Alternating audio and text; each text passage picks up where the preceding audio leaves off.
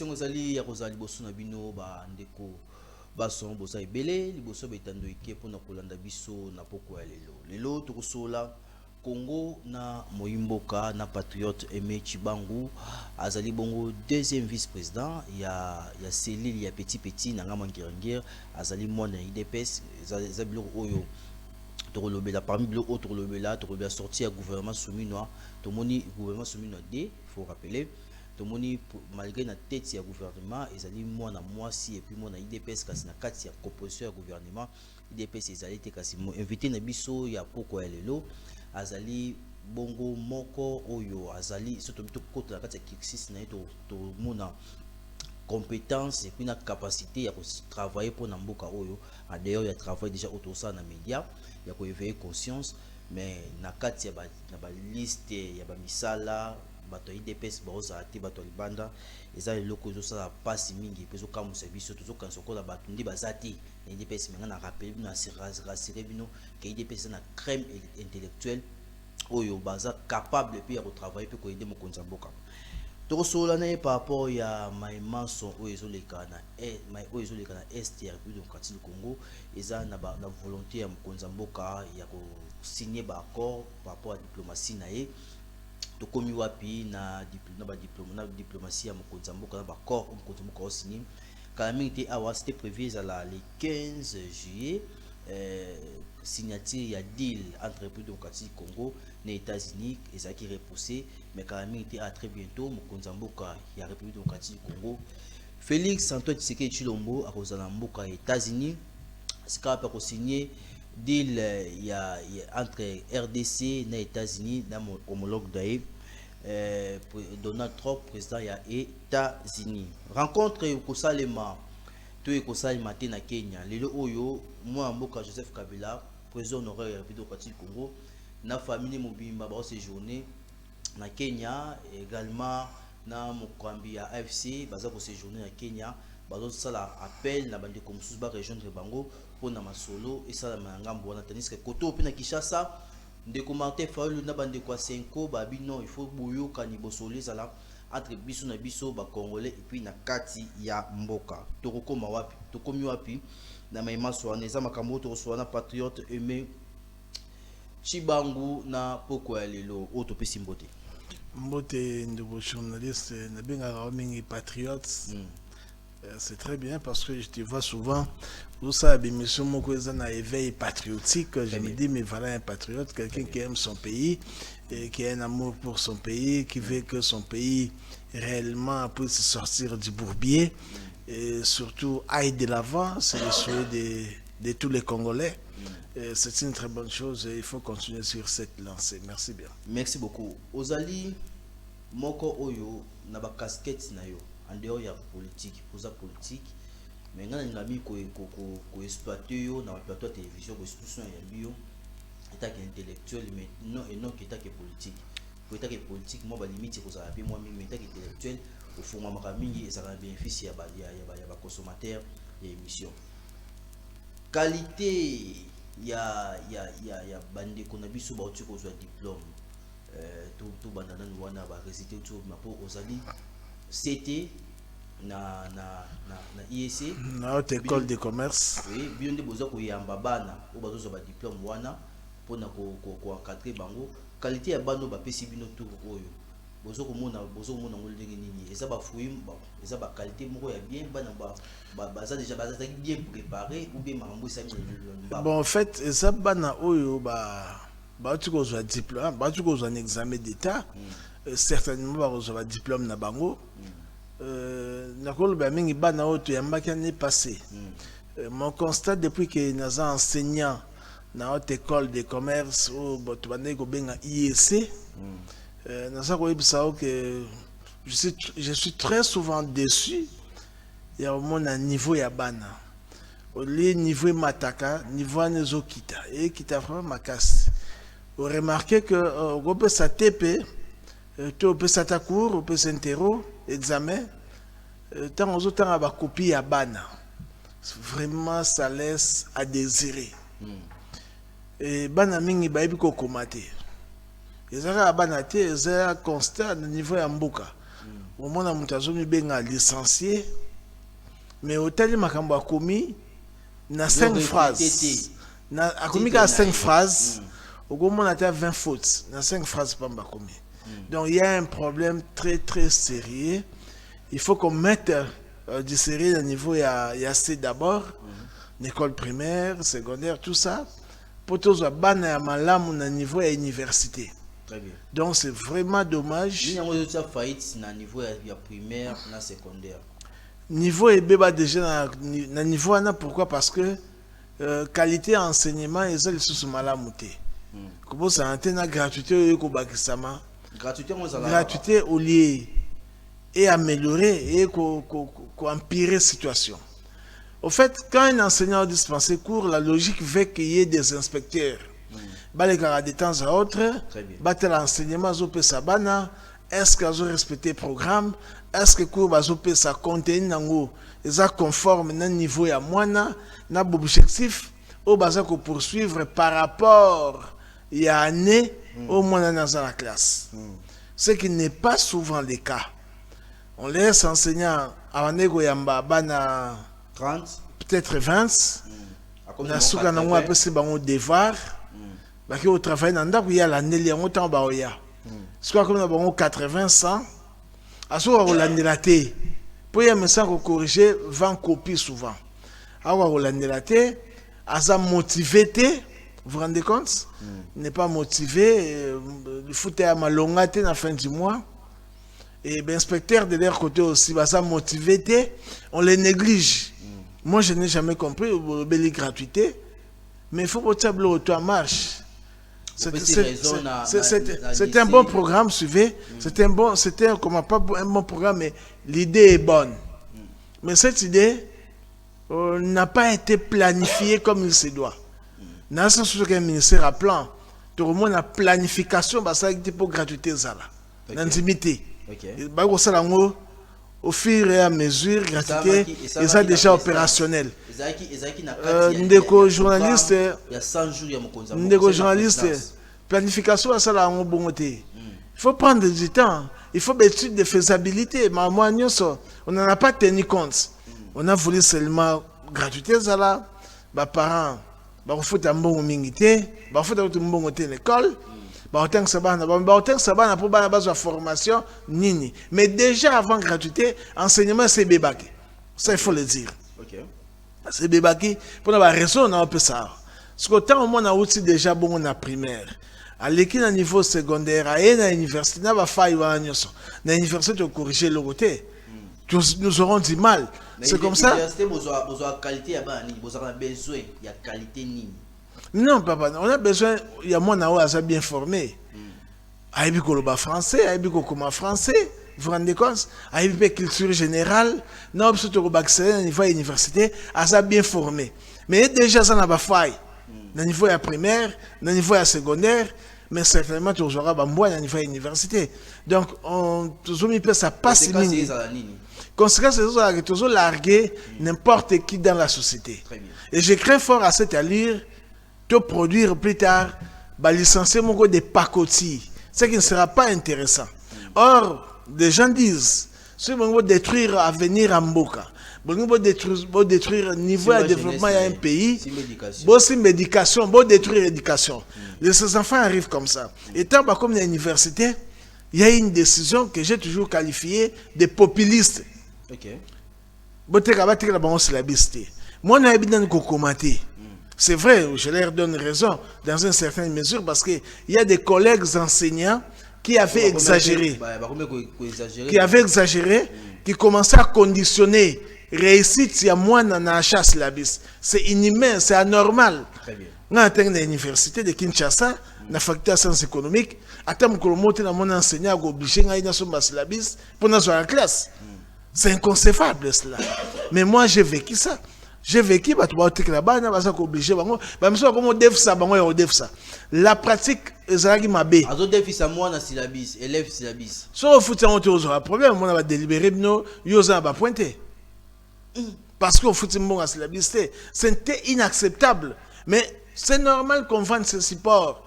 Il y a des enfants qui ne savent pas écrire. Mais ma mémoire est bien. Tant que temps, un vocabulaire, il y a des mots. Les autres, il y a un dictionnaire, à comprendre. Mais c'est là qui se et c'est là que l'État a réorganisé. Il se faisait l'État là-bas. Vente est interdit. Interdit plutôt. L'enseignant qui va vendre le support, s'il faut que tu charge horaire, à ce que la chômeur, à ce que la chômeur. Pour un enseignement, c'est pour ça la commerce. On a coupé ce exemple dans notre école de commerce, l'IEC en sigle, il y a qu'à plutôt. Mais on a connu un moment donné à l'IEC, les enseignants ne vendaient plus le support par contrainte. N'obligez pas plutôt les étudiants à acheter syllabus. Et comme c'est sous contrainte, et puis enseignant bandé comme ça à contrainte, les enfants signalaient, il y avait toujours un numéro vert. On signalait directement au DG. Et les DG suivaient des cours. Les DG prenaient des dispositions. Et cet enseignant, à sa sanction, moi je connais un ou deux collègues, un collègue même qui a été révoqué à cause il y a qu'on contraindre bana, basomba support. De quoi ça qui est révoqué. Donc je crois que si on avait mis, s'il vous plaît, on a empêché, on a coupé les fils d'idées.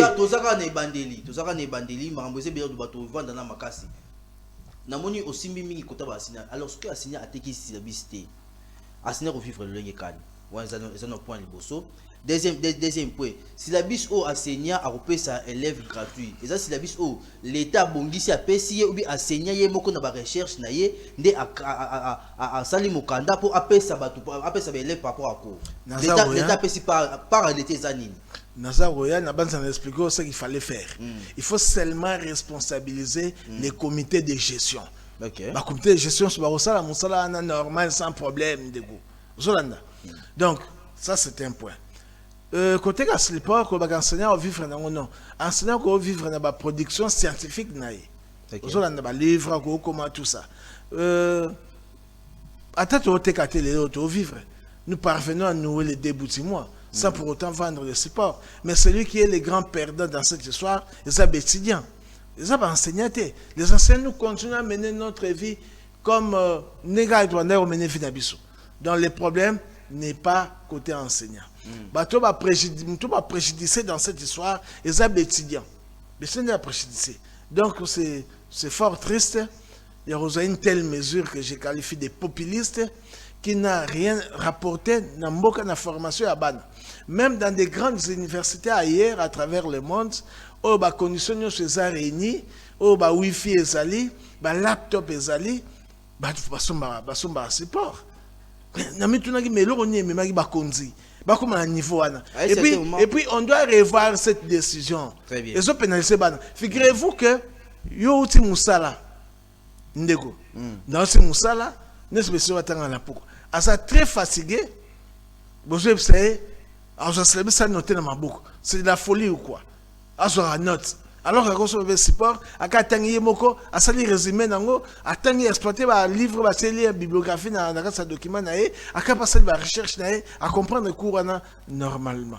Mais moi je ne comprends pas comment nous continuons toujours ne loko zobo tamboumate, ozo salama la moté na éducation ya betidia na biso. Merci beaucoup patriote Aimé Chibangu Azali CP na haute école de commerce IEC na appellation à Kala. C'est un supérieur de commerce, on a bien IEC. C'est que ça haute école de commerce, c'est bien EC. Tu as avancé, tu beta siko masolo, tu as parenthèse to fongola ki. Tu beta siko masolo au Italie Mboka. Sorti à gouvernement soumis de gouvernement dit il y a union nationale. Tango qui union nationale au moni sorti à gouvernement obi bravo Fachi. Ndeko journaliste na raison mom kena point sur clôturer. Pour la lignité ba propos na ngai za la mal interprété. Généralement les gens n'habitent soit tout ça premier raisonnement j'insiste, je dis bien, le gouvernement normalement il faut responsabiliser le comité de gestion. Au moins, le support, on est côté, sans problème. Contrainte aux alatés. Non, non, na bandeli, pas tout le monde va bien. Na bandeli. Il faut, c'est comme un niveau à comité de gestion, c'est un numéro vert. Que ce soit mon enseignant, ça obligé de se passer sur la bis. En classe, c'est pas fundaye. Parce que pratique, on est interdite.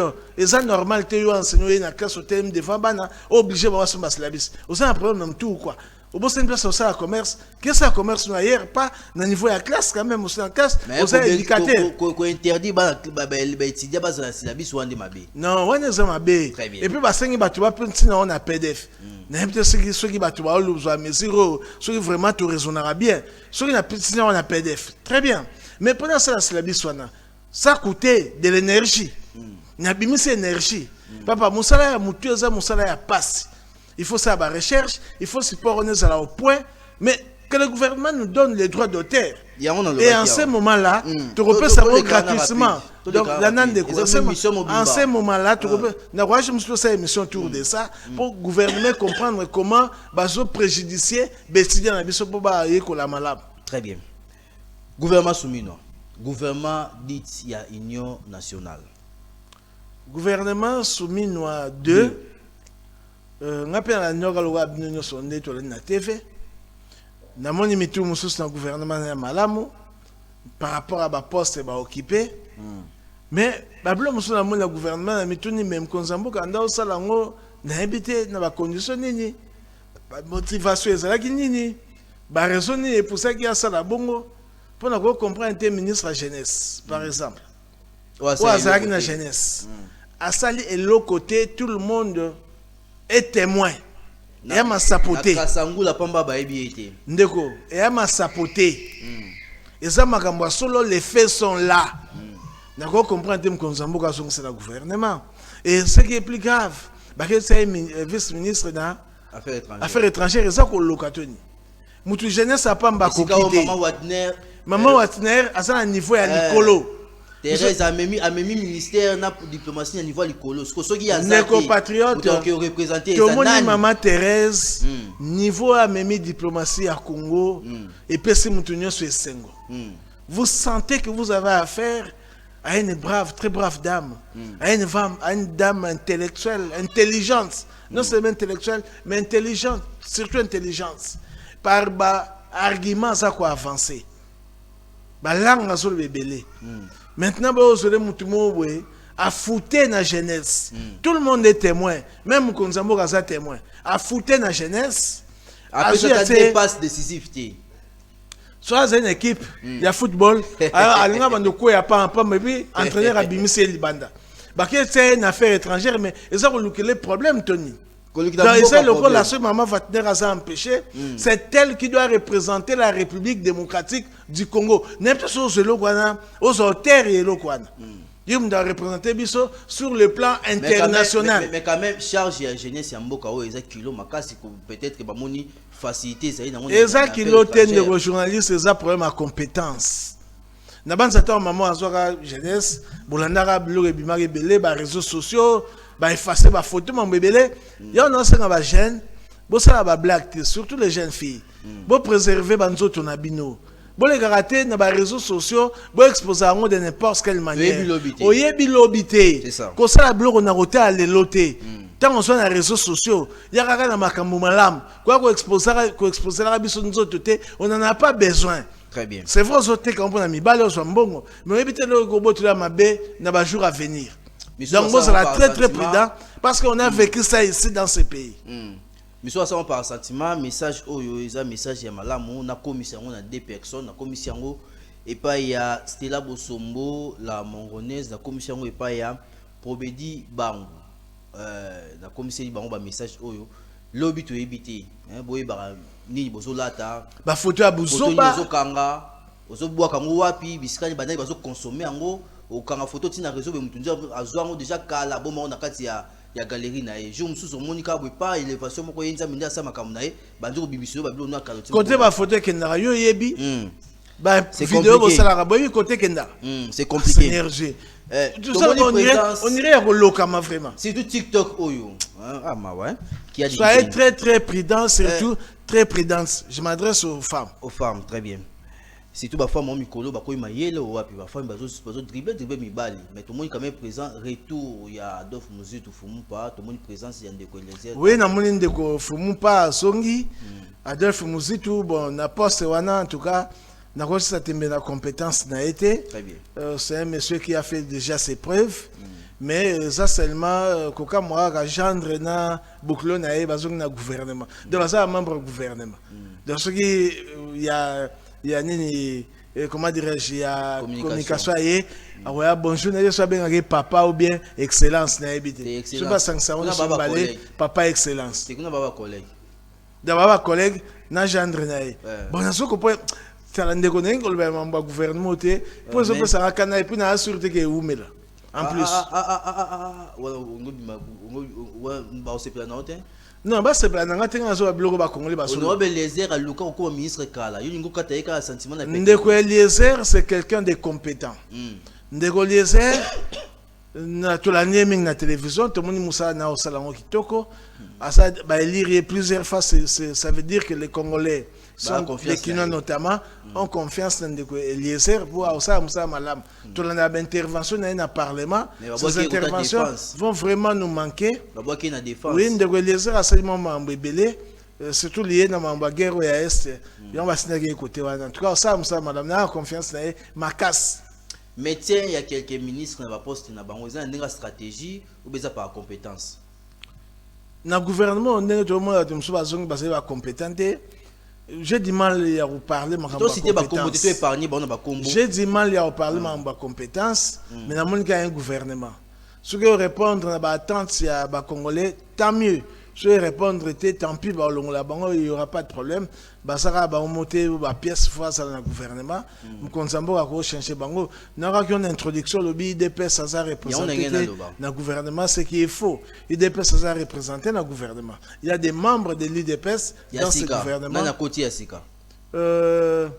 Yassika n'a habité, n'a monipété. Mais on va représenter l'IDPS. Va représenter l'IDPS ndeko journaliste. Yassika. Pour tout le monde même ma nomination au mandataire. Tout le monde va l'église bazaki belé. Tout le monde va parler regroupement sous bazaki belé. IDPS c'est quitté. Mais il y a Kalabaza na bango. Tout ba nomination Yassika ou Salami.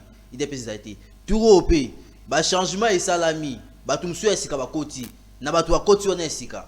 Bazui tout le monde quoi ça n'est politique ils vont le bien moi ya pasteur Coutinho abina ça dans politique te bazui na société civile batie wana bazui na muto opposition Adolphe Muzitu batie wana mais IDPS c'est ça raté de journalistes bande quoi IDPS bazawana so im konzambo kasiki bango parce que ba travailler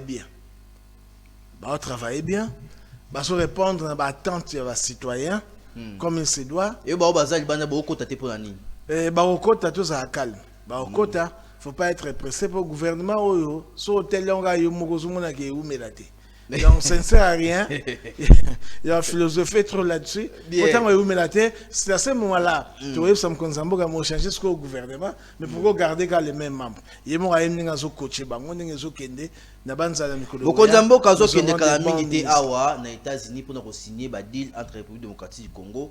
Na États-Unis deal wana eza plus du côté économique yo état que spécialiste na domaine wana ozomona ba avancer nini oyo tozango état que pays état que nation pour ba signature wana ezali accord entre nation na nation. États-Unis certainement ça ba avantage na ko azana na sima biso avantage na biso ozani sur le plan économique. Oui, tant le spécialiste, tu me souviens beaucoup de doutes, mais c'est bien vrai, dans spécialiste économiste, dans l'économie publique, même dans l'économie publique, donc c'est la raison de parler, d'utiliser ces termes-là, oui. Tu l'as dit en toute connaissance des causes. Nous allons revenir dans Motuna Nayo, Dilouaneza important. Dilouaneza pour la bolam, il y a Congolais. Et ça pour la bolam, il y a Félix Antoine Tshisekedi. Et ça pour la bolam, Nabiso. Ko signé dit loi ndenge to sengaki en retour comme compensation moi sécurité zala et puis les entreprises américaines vont nous apporter des capitaux. Et na mboka na biso to zala ba programme ebelé soki un ministère à plan au moins mon bébé et ça les makuna en termes de planification en termes de programme mais malheureusement sur terrain pour continuer en application, il y a toujours un problème d'argent qui se pose avec acuité. Maintenant, nous avons des partenaires au Bagui ko aider biso tout se développer. Ba ko développer biso te, ko aider biso. Ça ko ande bande ko balobaka, la Banque mondiale FMI il développe pas pays ni. Na mona que soit buzoba parce que la Banque mondiale ou le FMI n'ont pas la mission il y a développer mboka. Parce que la mission ko aider bino quand le FMI arrive, il vous permet il y a qu'on rétablir l'équilibre économique, faire en sorte que l'offre globale est égale à la demande globale. Et quand la Banque mondiale arrive maintenant, sur timing FM la Banque mondiale vient après pour vous aider à relancer votre économie. Et le reste, c'est vous. Bien de vous gérer ma campagne. C'est comme des autres qui ont signé un accord, on a FMI. Depuis Congo et Congo, on a signé un respecter le programme T. Tout ça, là, le programme, autre respecter c'est à la fin. Mais cette fois-ci, nous avons respecté ce programme. Et Zambala Liboso, il faut applaudir le gouvernement. Pour une fois quand même. Donc, nous avons ça Congolais que les Américains ont des entreprises. Et quand on va créer ces entreprises ici, quand on va mettre en valeur nos richesses, et au profiter de la banane, et au profiter de la banque américaine, nous avons besoin, vous savez, la technologie actuelle, c'est la moins retard par rapport à la Chine. Or, la matière stratégique, or, matière, RDC. Donc, ils ont opportunité pour la banque et puis pour la biso officiellement. Ils ont créé une guerre dans l'Est du pays. Ils ont officiellement. Vous comprenez? Donc, Bisopé, tu as profité officiellement. Parce que ils vont non seulement effectivement, non seulement ils vont créer des richesses, ils vont aussi créer des emplois. Les Congolais auront des emplois belés. Il y a un papa et maman qui préparent l'anglais, l'informatique. Mr. James. Et c'est très très important. Nous sommes anglais. Nous sommes anglais, mais casse Mikolo. Donc, nous avons que le deal est important. L'entreprise qui investir, il faut des impôts, des taxes, l'État. Et que permettre l'État congolais à mettre ce budget à s'occuper réellement de désiderata du peuple congolais. Donc, Dilouana, ils ont profité de la famille président de la République. Moi, c'est Naïtouba Anaye. Et ils ont profité de tous les Congolais. Et nous devons appuyer cela. Peut-être que les États-Unis vont développer un pays. Les exemples sont les gens que je ne voudrais même pas citer ici. Quand je vois l'Union européenne aujourd'hui, comment niveau, grâce au plan Marshall, au grand plan Marshall qui a financé les Américains. Le Japon aussi a atteint ce niveau qu'il a aujourd'hui. N'oubliez pas, Babombo Abwaka na Hiroshima, na Nagasaki, et détruisera totalement le Japon. C'est grâce au financement des Américains qui va atteindre le niveau de quand tu prends la Corée du Sud et la Corée du Nord, tu as un niveau de développement, au moins la Corée du Sud est l'équipe. Pourquoi? Parce que les Américains ont mis des capitaux. Donc les Américains, ils ont le matière, toujours le côté en contrepartie. Il fallait que Tshisekedi Yaya, à réévaluer l'accord pour que la Lingette, l'équipe naïe, va dégager 7 milliards. Oh, bah, c'est que des côtés, bah, financer la construction, la route, à travers les pays. Donc, c'est vous dire que Dilouana, c'est important, c'est nous les Congolais. Donc, si on doit combattre Dilouana, à combattre Bissou. Moi, je sais pourquoi les politiciens vont combattre Dilouana. Mais c'est clair. Les politiciens savent que si nous signons ces deals, les Américains vont avoir confiance dans Tshisekedi. Les Américains, papa, ne supportent pas la bêtise. Ne supportent pas le détournement, ne supportent pas la corruption. Sont des gens corrects.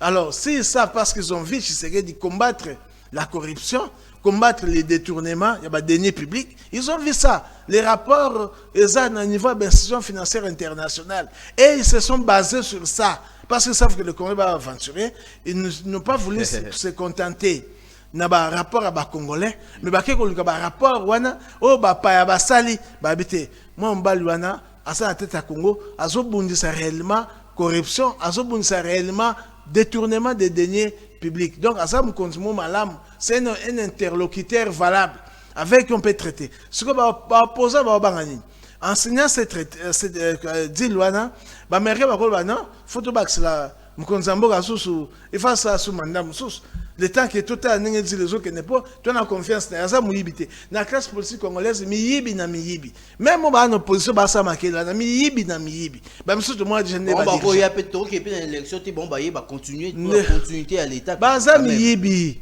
on n'a pas confiance en eux et beleka seulement ils ont géré ce pays nous avons vu comment ils ont fait comment ils ont détourné l'argent ba procès aujourd'hui il y a quand même des procès. Tout ce que le monde a procès na 18 ans passé, même dans 32 ans à Maréchal Mobutu, tout ce que le monde a monté. Mais tout le monde a monté le haut. Et procès, ça pourquoi il y a eu détournement. On sanctionne quand même quelqu'un, allons sur la place. Comment le ministre il y a justice, on l'a en place. Parce qu'il y a soupçon de détournement. Dans le pays, il y a ce monde qui négocie. Depuis que il y a un flou. On dirait na kati ya politique comme ba rendement de compte songa no zo simba te so zo simba be terrain nanga to lingeli obu to selo likita papa so ba to linga lo ba selo likita parce que ba moni moi mon boulot côté na yo yom to fongoli ba nzela so fongoli nzela te ba nga ba kota te tant on tikali correct o tikali pembe ba kota te yom ka na loenge o fongoli ba nzela ba profiter ba koti. Donc ça il faut le dire. Maintenant comme on a moutoyé à combattre le bloc agnoso, mais c'est formidable. On ne peut qu'applaudir. Alors les Américains maintenant disent, les Américains maintenant, suivez-moi, tu vois la casse deal. Les Américains disent maintenant c'est l'homme qu'il faut pour tout travailler naïe. Ce que bah opposé bah bangani. Bah opposé bah accélérer bah chou bah bané. Élection ici na mukili. Voilà, bah so kanisa bongo. Or c'est que il y a démocratie. Élection aux même en 2028 dans une élection mais aux un moment il s'engage les ça. Donc il soit calme. Donc des moments bah bataille des pespes baka 2020 ça kozonga ezo ki mama malemi na kokisama. Ekozonga na musala na zosa. Na musala na ye. Ekozonga na volonté à ba combattant. Très bien. Parce que les combattants savaient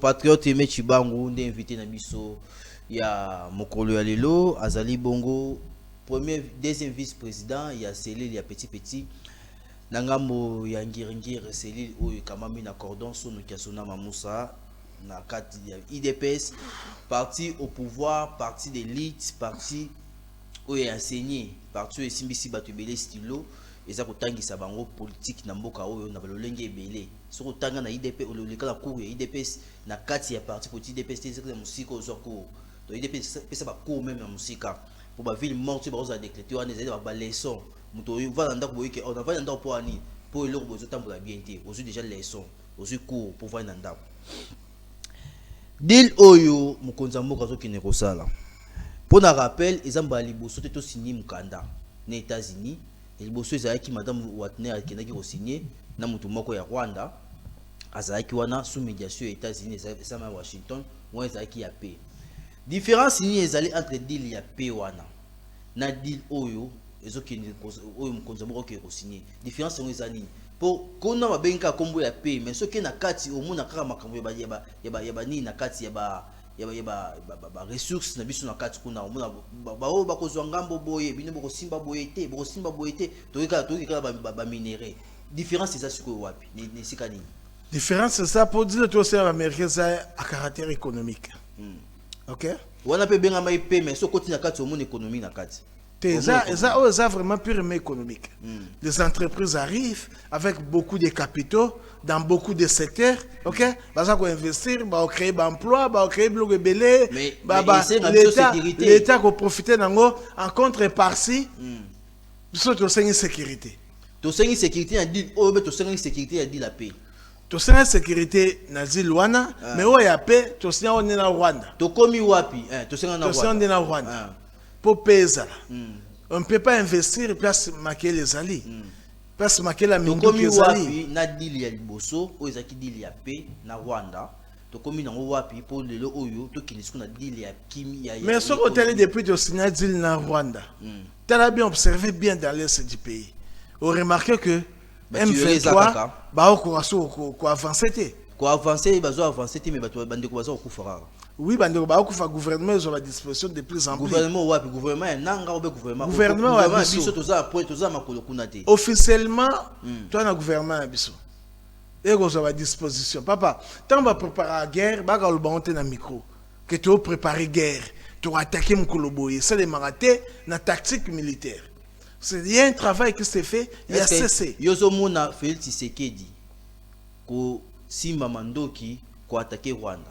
Ndeko journaliste tout ça n'a choisi tout ça là pour exploiter d'abord il aurait exploré la diplomatie parce qu'il fallait qu'on coupe ba pont na Rwanda faut qu'on coupe ba appui sur ça sur ba appui na té ndesco bitumé go salima ouais la deuxième phase donc bitumé pas croire que aussi là pour signer accord de paix non même moi là je m'adresse au chef de l'État et il le sait d'ailleurs parfaitement bien que bitumé aussi là na signer accord té accord n'est quoi atténuer et quoi affaiblir Rwanda ba partenaire ba quoi suko ko financer te pour te lobeli yango moins mingi sur le plan international et aux moi son bo conseiller quoi appuyer donc ba aussi que na makasi na zana wana na biso to ndongo na papa c'est pas pour rien préparation de ça de menaces sur l'année communiqué à M23 ba leli ba bi mais armée congolaise ba moni ba char de combat ba moni équipement ultra sophistiqué plutôt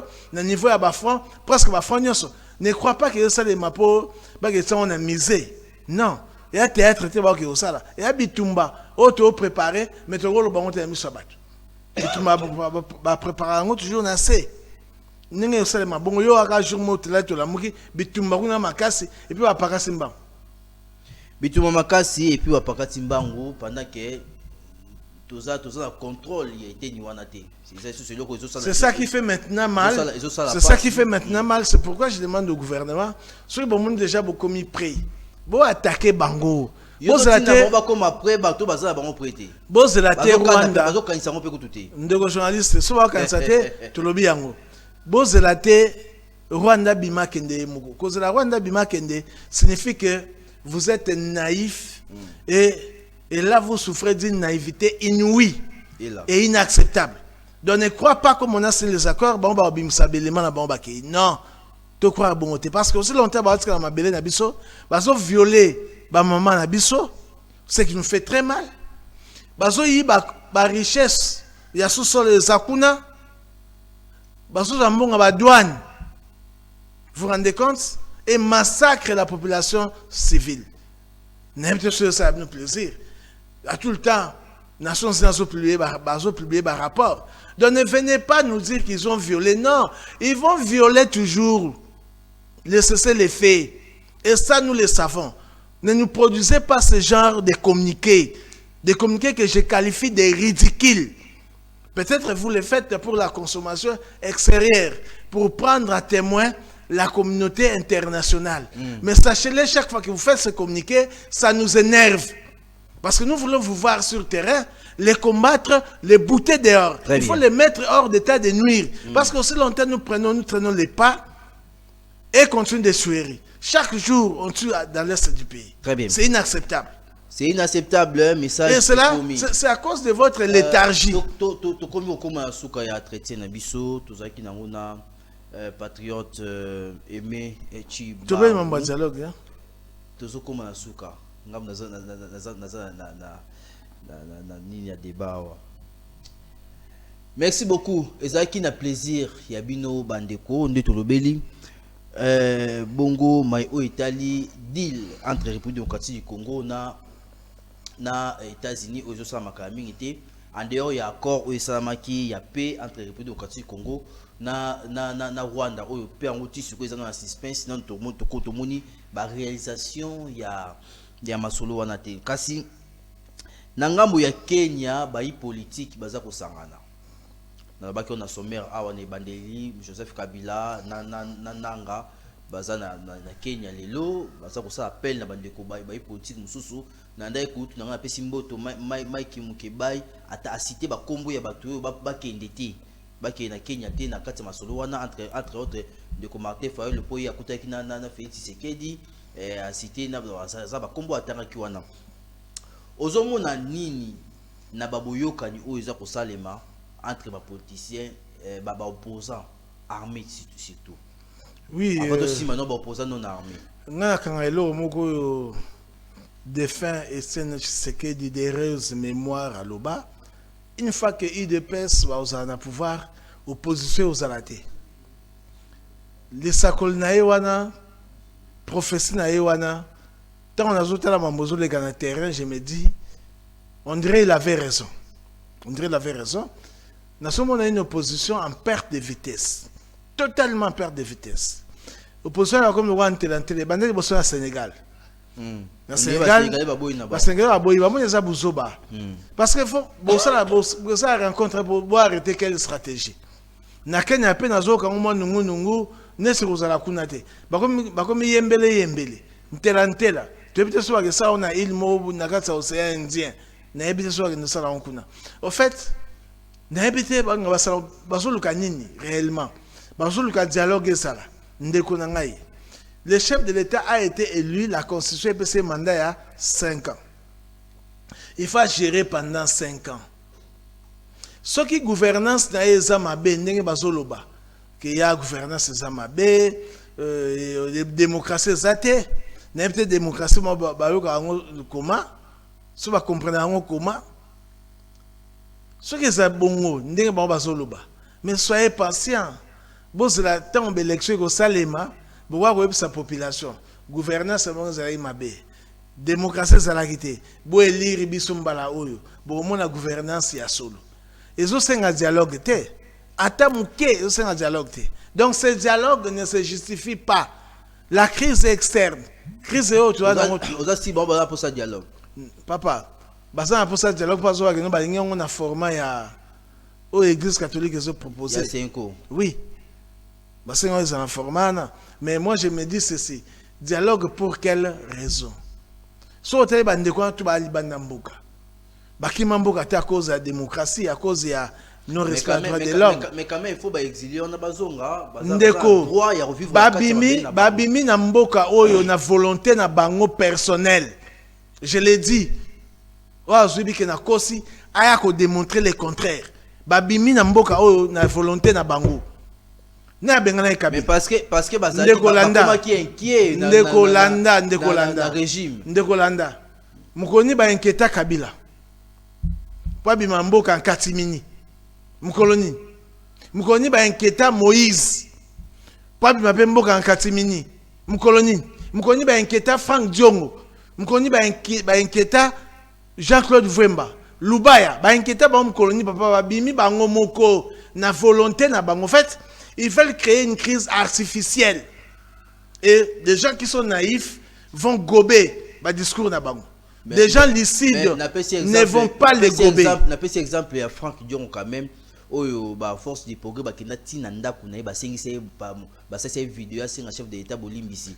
Et ça amona ki déjà sécurité comme à Ndeko. Qu'est-ce que Frank Dion a fait en amont pour que force du progrès ba senga bolimbisi? Est-ce que la force du progrès Ndeko eko ki tina ndaku ya Ndeko c'est simple. Soit senga ba pesa la police ba nga pesa la policier. C'est pas un problème.